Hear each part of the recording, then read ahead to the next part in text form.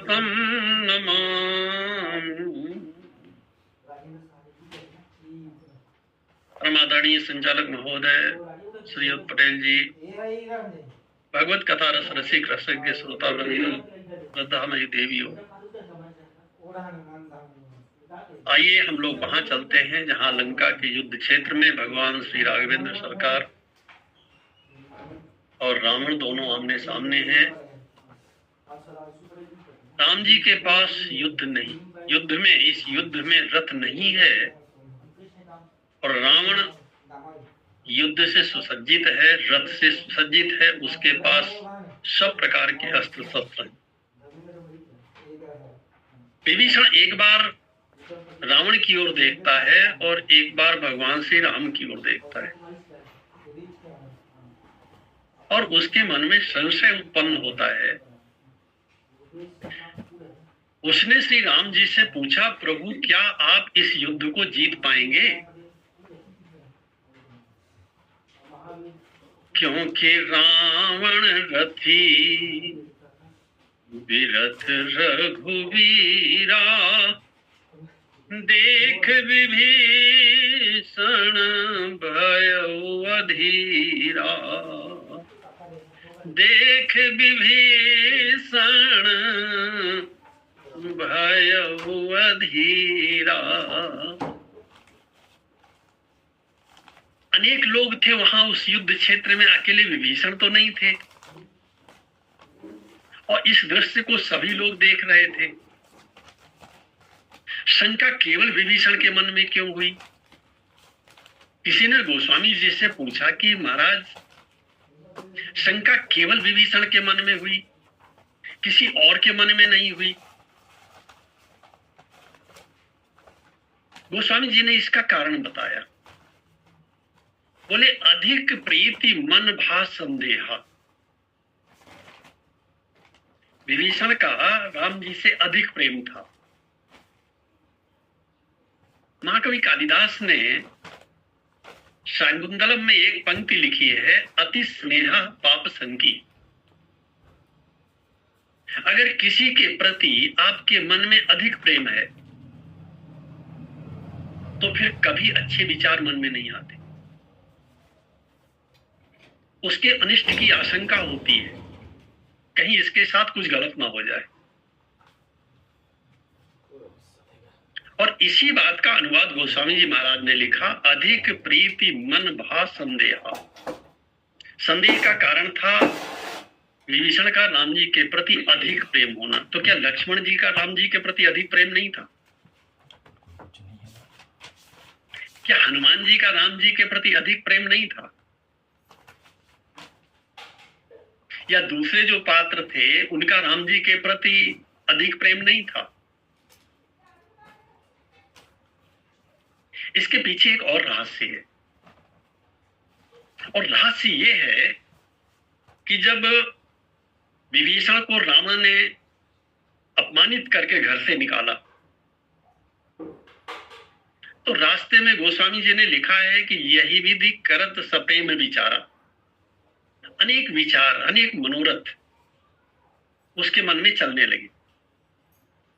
पहला प्रश्न तो विभीषण के मन में यही आया होगा कि क्या राम जी मुझे अपनी शरण में लेंगे, क्योंकि हनुमान जी महाराज से भी विभीषण का यही प्रश्न था, मैं राक्षस वंश में पैदा हुआ हूं, क्या मुझे प्रभु अपनी शरण में लेंगे? मैं रावण का भाई हूं, क्या मुझे वे अपनी शरण में लेंगे? पहला प्रश्न ये था कि क्या मुझे अपनी शरण में लेंगे। स्वाभाविक है, विभीषण का दिमाग गया कि आगे इसके पहले, मुझसे पहले कोई और इनकी शरण में आया है, कि और कोई ऐसा है जिसे इन्होंने अपनी शरण में लिया हो। उसका दिमाग गया सुग्रीव की ओर, सुग्रीव को शरण में लिया है, और सुग्रीव को शरण में लिया है तो सुग्रीव बाली का भाई था। मैं अगर रावण का भाई हूं तो सुग्रीव बाली का भाई था। मैं रावण का छोटा भाई हूं तो सुग्रीव बाली का छोटा भाई है। अच्छा, राम जी ने बाली का वध कर दिया तो बाली का वध करने के बाद क्या किया? बोले किष्किंधा का राजा सुग्रीव को बना दिया। तो क्या अगर श्री राम जी रावण का वध कर देंगे तो लंका का राजा? स्वाभाविक है विभीषण के मन में आया हो कि अगर वे किष्किंधा का राजा सुग्रीव को बना सकते हैं तो लंका का राजा मुझे बना सकते हैं। ऐसे अनेक संकल्प विकल्प लेकर के विभीषण श्री राम जी के पास पहुंचा। राम जी से उसका वार्तालाप हुआ। वो संशय था उसके मन में, इसलिए उसने सबसे पहले वही बात कही कि नाथ दशानन कर में भ्राता, निशिचर वंश जन्म, कुछ छिपाया नहीं। राक्षस वंश में मेरा जन्म हुआ है। महाराज विचार करिए, आपने प्रतिज्ञा किया है निश्चर हीन करो मही, और राक्षस वंश में मेरा जन्म हुआ है। मैं रावण का भाई हूं।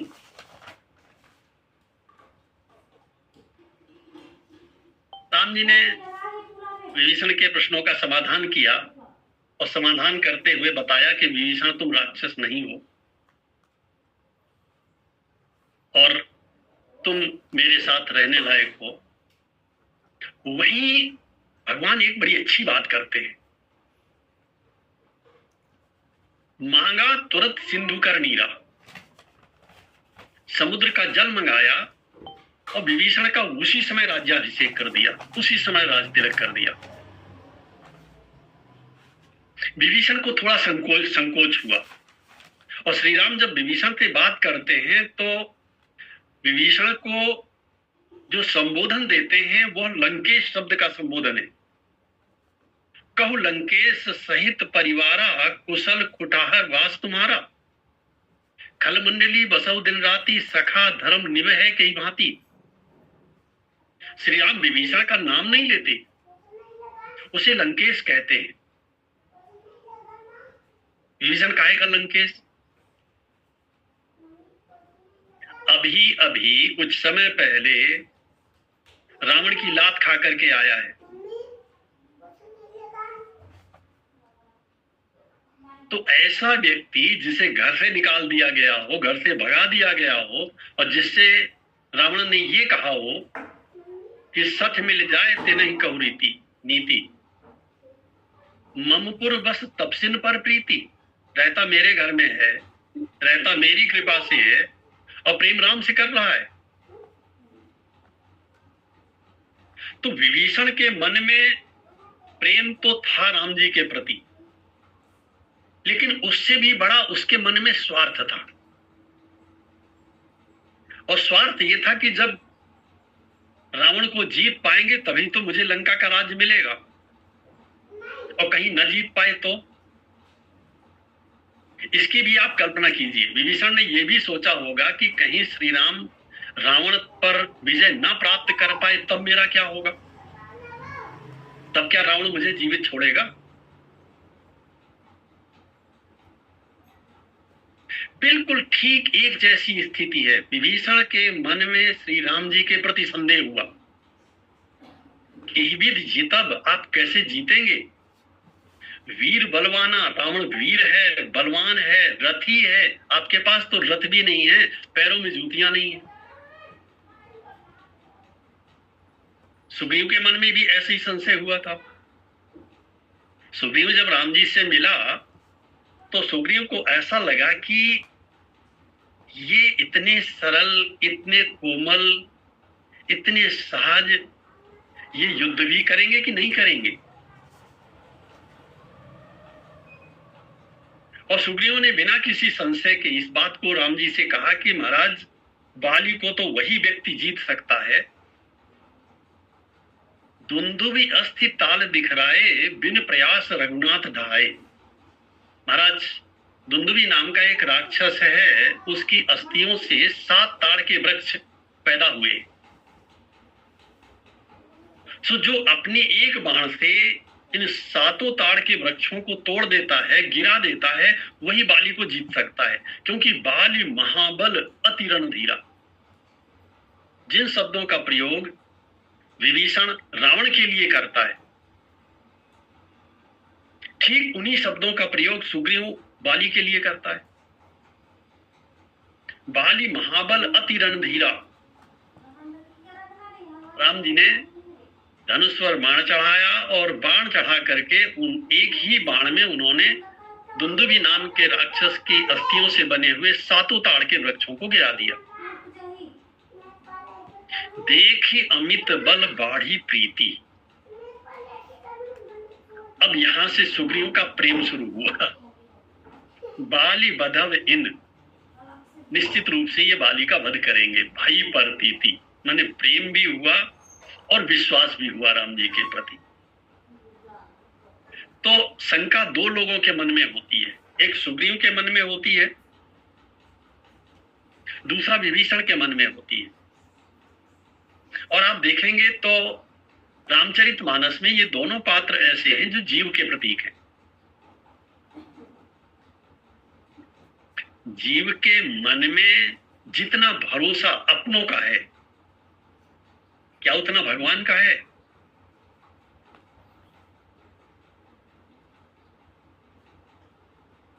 आप हिसाब लगा लगा करके देखेंगे तो पता चलेगा कि भगवान का नहीं है। नमुल कितने लोग ऐसे होंगे जिन्होंने मुझसे कहा होगा कि लड़की के लिए कोई लड़का कहीं मिले तो बताइएगा, और मैंने उनसे पूछा कि आप जिनकी पूजा करते हो उन भगवान से आपने बोला, उनसे आप रोज कहते हो? किसी ने नहीं स्वीकार किया कि मैं रोज कहता हूं। बहुत से लोगों ने कहा कि आज तक तो नहीं ऐसी कोई बात हुई। हमने कहा जिसे सब कुछ पता है, जो भगवान है, उन्हें मालूम है कि किसका संबंध किसके साथ में होना है, उस पर भरोसा नहीं है। और हम, आप जैसे न मालूम कितने लोग हमसे कहते रहते हैं और कुछ समय बाद हम भूल जाते हैं। हम पर भरोसा है, हमसे कह रहे हैं। जीव का भगवान पर कितना भरोसा है, क्योंकि गोस्वामी जी एक बात कहते हैं, ये बात बहुत महत्वपूर्ण है, अंडरलाइन करने वाली है कि प्रीति प्रतीति जहां जाकी तहां ताको काज सरो। हमारा काम कहां से बनता है? जिस पर हमारा प्रेम है और जिस पर हमारा विश्वास है। ये 2 चीजें अगर हैं तो संसार का व्यक्ति भी हमारा साथ देगा। प्रेम नहीं है, विश्वास खूब बना रहे, वो नहीं साथ देगा। और विश्वास है, प्रेम नहीं है, तो बिना प्रेम के वो हमारा क्यों साथ देने लगा? प्रीति प्रतीति जहां जाकी तहां ताको काज सरो, मोहित तो सावन के अंधेजों सूझत रंग हरो। केवल गोस्वामी जी महाराज हैं जो कहते हैं कि मुझे तो केवल हरा हरा दिखाई देता है। क्या दिखाई देता है महाराज आपको? बोले मुझे ये दिखाई देता है कि राम जी के द्वारा या राम जी के नाम के द्वारा काम बनेगा। विभीषण को संदेह होता है और उस संदेह का कारण है अधिक प्रेम कारण है, और साथ ही साथ स्वार्थ कारण है। सुग्रीव को संदेह होता है। सुग्रीव के मन में भी प्रेम कितना है? गोस्वामी जी महाराज ने लिखा, पावक साखी देह कर जोरी प्रीति दृढ़ाए। हनुमान जी महाराज ने अग्नि को साक्षी बनाया और अग्नि को साक्षी बना करके दोनों को मित्र बना दिया और दोनों को पक्का दोस्त बना दिया। ठीक है, दोस्त तो बना दिया, लेकिन क्या सुग्रीव के मन में भरोसा था राम जी के प्रति? नहीं था। इसका मूल कारण यह है कि भगवान में 2 शक्तियां होती हैं। एक का नाम है ऐश्वर्य शक्ति और दूसरे का नाम है माधुर्य शक्ति, और दोनों परस्पर विरोधी हैं। माधुर्य ऐश्वर्य की विरोधिनी है।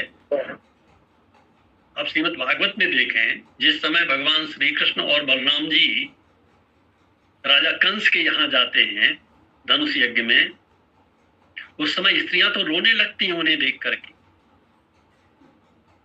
क्यों? उनके अंदर माधुर्य भाव है, वात्सल्य भाव है, सौंदर्य देखती हैं। ये छोटे छोटे बालक और इतने बड़े बड़े मल्ल, इनसे कैसे युद्ध करेंगे? महाराज जनक जी के धनुष यज्ञ में भी यही स्थिति होती है।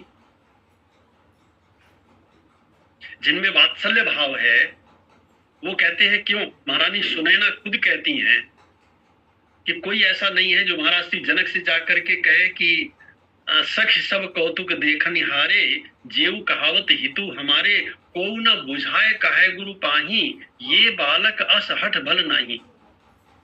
इन छोटे छोटे बालकों को धनुष के पास भेज रहे हैं। संशय होता है मन में, नहीं उठा पाएंगे इस धनुष को, नहीं तोड़ पाएंगे इस धनुष को। क्यों? क्योंकि उन्होंने वात्सल्य भाव से श्री राम जी का दर्शन किया है। जिसने वात्सल्य भाव से प्रभु का दर्शन किया है, जिसने माधुर्य भाव से प्रभु का दर्शन किया है, वो उनके ऐश्वर्य को नहीं समझ सकता। जबकि ईश्वर शब्द का अर्थ ही है यत्र ऐश्वर्यस्य पराकाष्ठा। जहां ऐश्वर्य की पराकाष्ठा है, गोस्वामी जी उनके ऐश्वर्य का वर्णन करते हुए लिखते हैं, भ्रकुटी विलास सृष्टि लय होई। उन्हें कुछ करना थोड़ी पड़ता है, वो थोड़ा सा संकेत करते हैं। अच्छा, भारत का राष्ट्रपति कुछ करना चाहे तो उसे कुछ करने की जरूरत है क्या? उसे केवल अपने ऑफिस को थोड़ा सा संकेत करना है। ये तो भारत के राष्ट्रपति की बात बता रहा हूं मैं। एक राष्ट्रपति के पास इतना पावर है, जगतपति कैसा होगा जिसने संसार को बनाया है, जिसके पास बनाने की, पालन करने की और संहार करने की तीनों शक्तियां एक साथ हैं।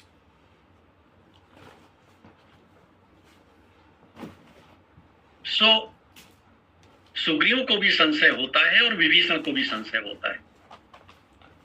अब एक दृष्टि और है इस प्रसंग को देखने की, जरा उस दृष्टि से भी देखें। श्री राम अपने मित्र विभीषण को लंका के युद्ध क्षेत्र में धर्म का उपदेश करते हैं, और भगवान श्री कृष्ण अपने मित्र अर्जुन को कुरुक्षेत्र के मैदान में धर्म का उपदेश करते हैं। श्री राम भी भगवान है और श्री कृष्ण भी भगवान है, वो दोनों पूर्ण भगवान है और दोनों धर्म का उपदेश करते हैं। यहां एक बात और देखने की है कि आखिर भगवान का अवतार किस लिए होता है। वहां भी मुख्य शब्द आता है धर्म संस्थापनार्थ है, धर्म की स्थापना के लिए। और अगर आप तुलना करें भगवान में और धर्म में, दोनों में कौन बड़ा है? माने एक और भगवान खड़े हो और दूसरी ओर धर्म खड़ा हो, और दो में से एक का चुनाव करना हो, तो कौन बड़ा है? भगवान स्वयं कहते हैं धर्म बड़ा है, क्योंकि बिना धर्म के भगवान को पाया नहीं जा सकता। जिसने भी भगवान को पाया, यद्यपि इस सारे संसार का की संरचना, इसका पालन और इसका संहार वही करते हैं। हम लोग तो यही समझते हैं महाभारत का युद्ध कौरवों और पांडवों के बीच में लड़ा गया। क्या ये सच है?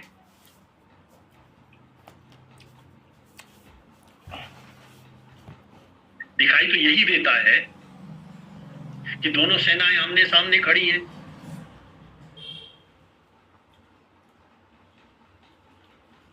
तो यह युद्ध कौरवों और पांडवों के बीच में हो रहा है। यह सच नहीं है, क्योंकि गीता के उपसंहार में एक मंत्र आता है, यत्र योगेश्वरः कृष्णः यत्र पार्थो धनुर्धरः तत्र श्रीर विजयो भूति ध्रुवा नीतिर्मतिर्मम। जिस पक्ष में अर्जुन है और जिस पक्ष में भगवान खड़े हुए हैं, विजय उसी की होगी। क्यों होगी?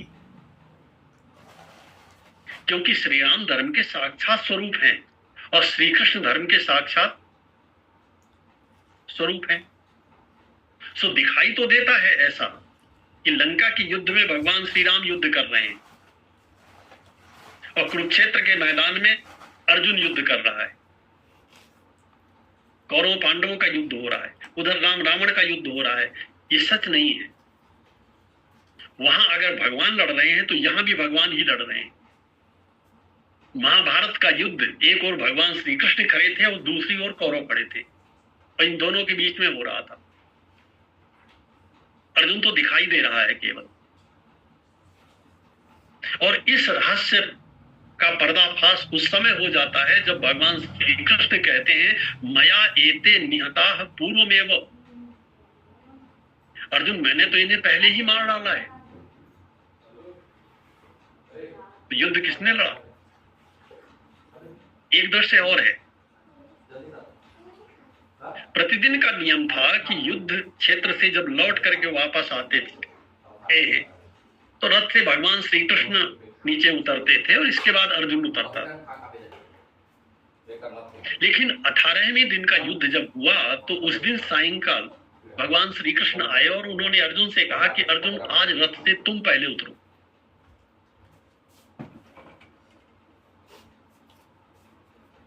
अर्जुन कभी प्रश्न नहीं करता था कन्हैया से कि क्यों, ये प्रश्न कभी नहीं किया उसने। सो वो रथ से नीचे उतरा। कन्हैया ने कहा थोड़ा दूर जाकर के खड़े हो जाओ। अर्जुन दूर जाकर के खड़ा हो गया, और जैसे ही भगवान श्री कृष्ण रथ से उतरे उसी समय रथ में आग लग गई और धू धू करके रथ जलने लगा।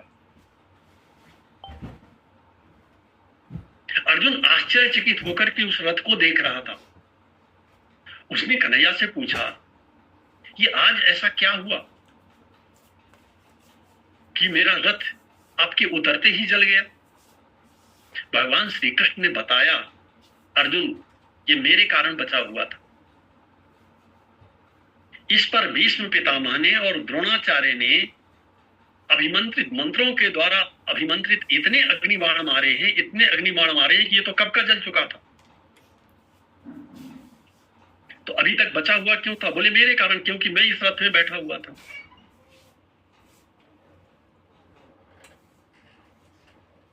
तो ये तो होना ही था।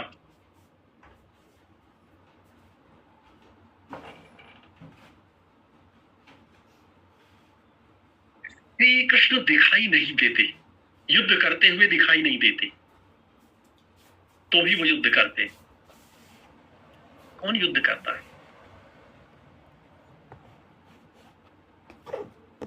अब देखो, इस ये जो धर्म युद्ध है, जिस धर्मरथ की जो बात हम आप कर रहे हैं, ये तब तक नहीं समझा जा सकता जब तक इसके पीछे का रहस्य न समझ लिया जाए। जो व्यक्ति दिखाई देता है, जो घटना दिखाई देती है, जो दृश्य दिखाई देता है और जो कर्मकांड दिखाई देता है, वो स्थूल होता है। धर्म सूक्ष्म होता है। व्यक्ति को आप देख सकते हैं, उस व्यक्ति के धर्म को नहीं देख सकते।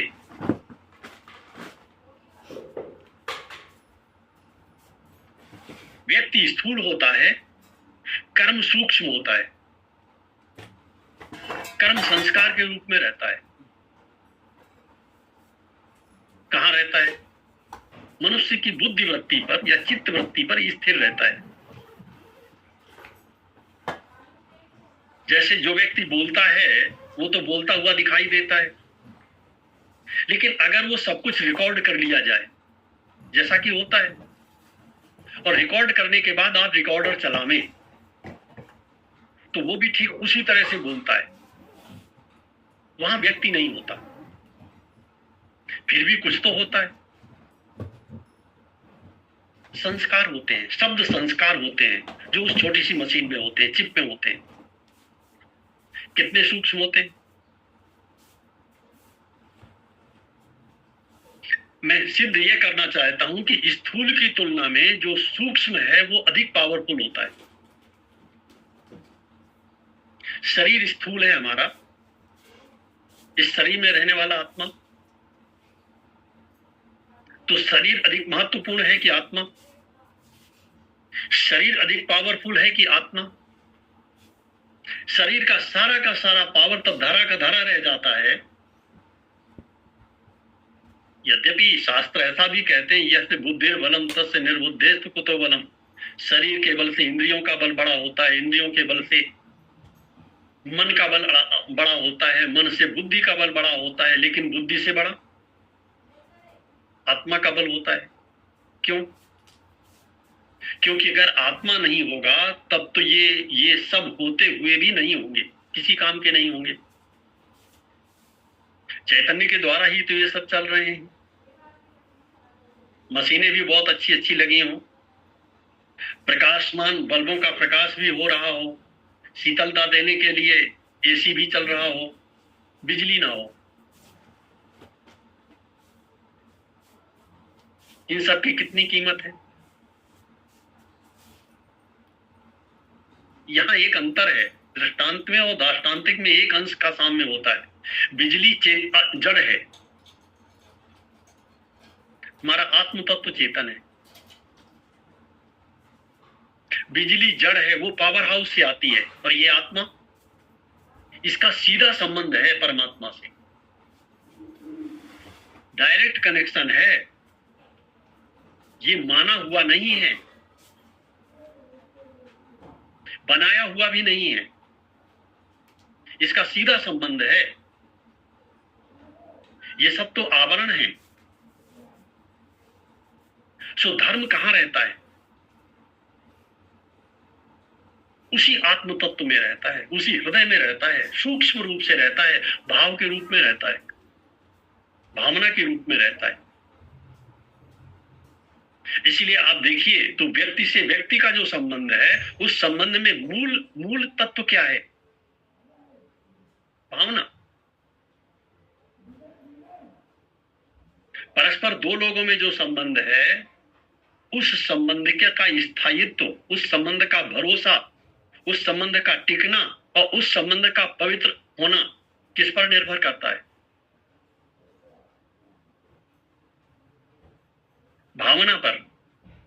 और भाव कहां रहता है? भाव ही सर्वस्व है और भाव ही आधार है। भाव से भजले इन्हें तो भाव से बेड़ा पार है। भाव वाले भक्त पर भगवान का ही भी भार है, इसीलिए परब्रह्म का होता यहां अवतार है। आप पूजा तो खूब कर रहे हैं, हम पूजा तो बहुत करते हैं, लेकिन भाव प्रकट नहीं होता हृदय में कि भगवान हमारे सामने बैठे हुए हैं और मैं भगवान के सामने बैठा हुआ और भगवान से अपनी प्रार्थना का निवेदन कर रहा हूं, अपने आंसू भगवान के चरणों में चढ़ा रहा हूं। ऐसा भाव नहीं बनता तो ऐसी पूजा किसी काम की नहीं है। गोस्वामी जी ने उसी को लिखा कि पूजा कीन अधिक अनुरागा।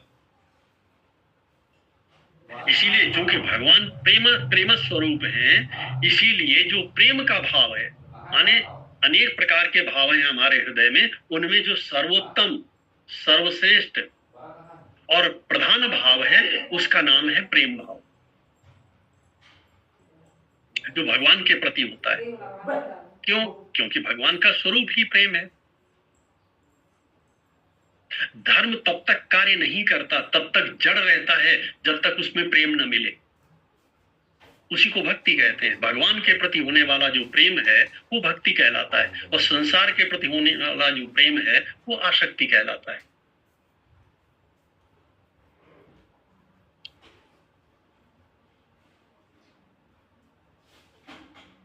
तो अधिक प्रीति मन भा संदेहा। भगवान श्री राम भी धर्म के साक्षात स्वरूप हैं और भगवान श्री कृष्ण भी धर्म के साक्षात स्वरूप हैं। श्री राम, आपको विचित्र नहीं लगता कि विभीषण ने एक बात पूछी, आपके पास रथ नहीं है, रावण के पास रथ है। कितनी मोटी बात पूछी थी, आप कैसे जीतोगे? और श्री राम क्या कहते हैं? जय जय होय सो चंदन आना। विभीषण, ये सब दिखावी चीजें हैं, ये सब देखने की वस्तुएं हैं। ऐसा लगता है जैसे ये सब नाटक हो रहा है, इसका कोई मतलब नहीं है। श्री राम सीधे सीधे शब्दों में कह रहे हैं कि ये नाटक हो रहा है, जो लंका का युद्ध हो रहा है, ये तुम्हारे लिए महत्व रखता होगा, संसार के लोगों के लिए महत्व रखता होगा, मेरे लिए इसका कोई महत्व नहीं है। क्यों? क्योंकि रावण को तो रावण का जो पाप है वही मारेगा, मुझे मारने की आवश्यकता ही कहां है। राम न मारे काहू को, पापी नाही राम, आप ही से मर जात हैं कर कर खोटे काम। रावण का पाप है जो रावण को मारेगा, और पाप को मारने का काम कौन करता है? वो तो पुण्य ही करेगा, धर्म ही करेगा। यतो धर्म ततो जया, जिस पक्ष में धर्म होता है उसी पक्ष में विजय होती है। श्री राम के मन में कोई संशय नहीं है। परम पूज्य पंडित रामकिंकर उपाध्याय जी महाराज एक बड़ी अच्छी बात कहते हैं। वे कहते हैं कि संसार में जहां कहीं भी युद्ध हो रहा है वो बुराई और बुराई के बीच में हो रहा है। एक और अधिक बुराई है और दूसरी ओर कम बुराई है, उन दो के बीच में युद्ध हो रहा है, अच्छाई और बुराई के बीच में नहीं है।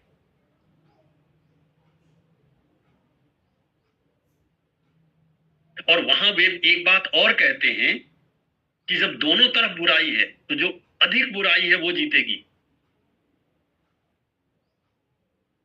और अगर आप पूरी तरह से सही है, 100% सही है, तो जो 100% सही होता है उसे साधनों की अपेक्षा नहीं होती है।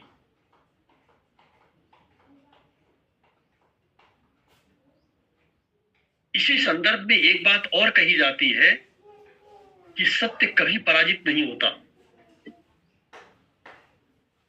सत्य को ऊंची आवाज में बोला जाए तो सत्य अपमानित होता है। वो स्वयं इतनी शक्ति रखता है क्योंकि सत्य है।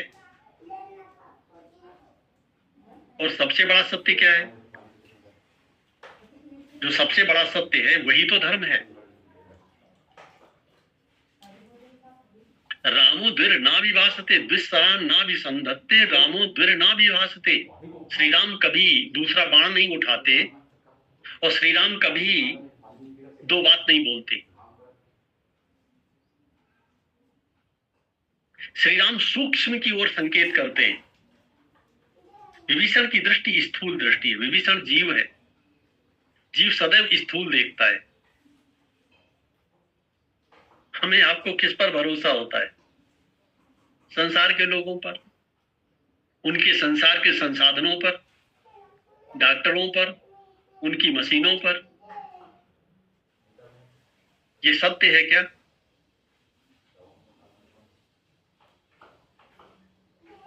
इन सबके होते हुए भी अगर भगवान साथ में नहीं है, परमात्मा साथ में नहीं है, और हमारा जब हम परमात्मा कहते हैं या भगवान कहते हैं उसका अर्थ धर्म ही होता है, और हमारा धर्म हमारे साथ में नहीं है।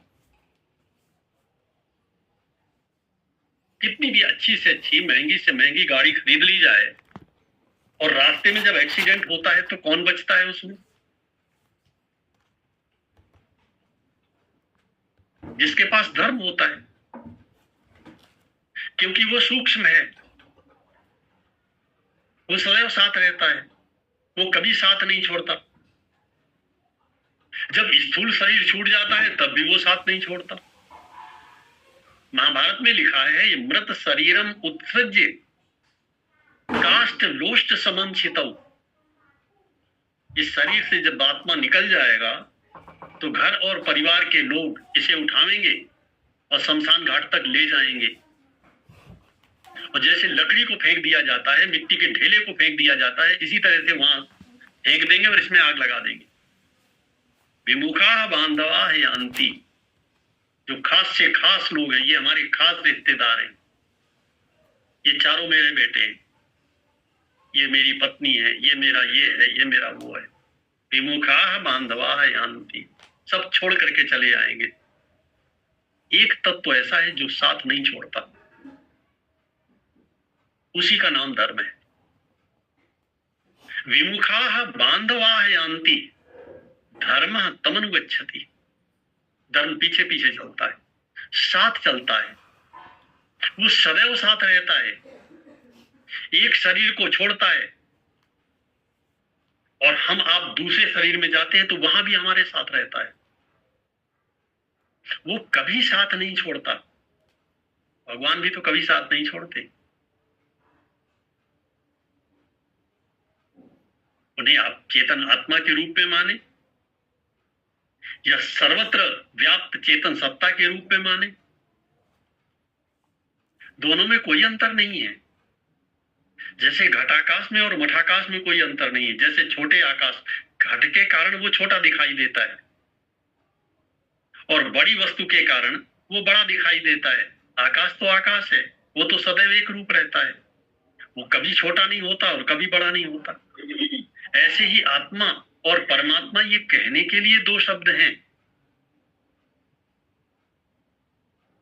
मूलतः तो तत्व एक ही है। भगवान शंकराचार्य कहते हैं जीव ब्रह्मैव नापरा, जीव ही ब्रह्म तत्व है, ब्रह्म कोई अपर तत्व नहीं है।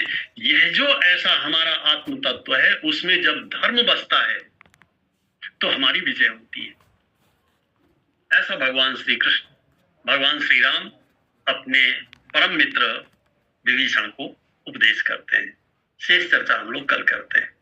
प्रेम से बोलिए भक्त वत्सल भगवान की। बोलिए सियावर रामचंद्र भगवान की जय। बहुत बहुत धन्यवाद प्रहलाद जी, आपके से सुंदर चर्चा धर्म पर। अज्ञान के द्वारा संदेह तो होता ही है, कभी कभी प्रेमातिशय के द्वारा भी संदेह हो जाता है। जैसे कि आप उदाहरण देते, विभीषण जी, सुग्रीव जी, विश्वामित्र जी को भी हुआ, चक्रवर्ती महाराज दशरथ जी को भी। विभीषण श्री राम जी के महत्व को जानते हैं। वे रावण को उपदेश भी दे चुके हैं कि तात राम नहीं नर खूब वाला, भुवनेश्वर खाला हूं करताला, ब्रह्म का नाम है अजित भुवन का, व्यापक अजित अनादि। परंतु आज उनके संदेह का कारण प्रेमाधिक्य है। अतिशय प्रेम होने के कारण उनके मन में संदेह हो रहा है, क्योंकि न रथ है, न शरीर की रक्षा करने वाला कवच है, पद रक्षक भी नहीं है। इसलिए अधिक प्रीतिमन भाव संदेह, अपन चरण का सहित स्नेह, न रथ नहीं तन पत्र न यही विधि